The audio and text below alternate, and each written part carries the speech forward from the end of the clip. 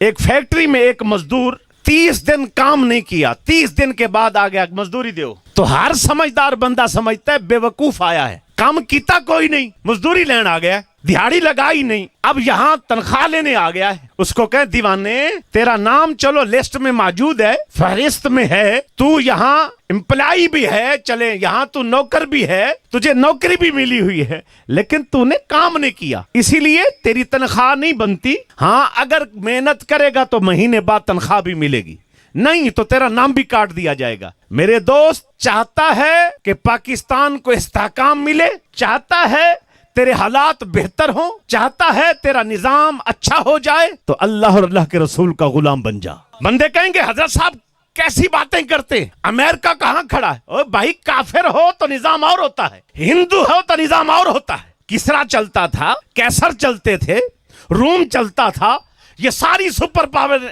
चलती थी, लेकिन उसके बावजूद जब मेरे पाक नबी सरवर कौनैन सल्लल्लाहु अलैहि वसल्लम ने पैगाम दिया, आशिक साथ जुड़े, यूं जुड़ते गए। अब कैसर किसरा पर भी हजरत उमर रदी अल्लाह ताला अन्हु ने, हजरत उस्मान गनी ज़ुल्नूरैन रदी अल्लाह ताला अन्हु ने जब मेहनत फरमाई, सूडान कदमों में, बंदे तारीख नहीं पढ़ते, सूडान, ये पाकिस्तान इस्तेहकाम नहीं मिल रहा, कदमों पर पाकिस्तान नहीं खड़ा हो रहा, सूडान कदमों में, अजरबैजान कदमों में, रूम कदमों में, किसरा कदमों में, ये सारी सल्तनतें कदमों में पहुंच गए। क्यों?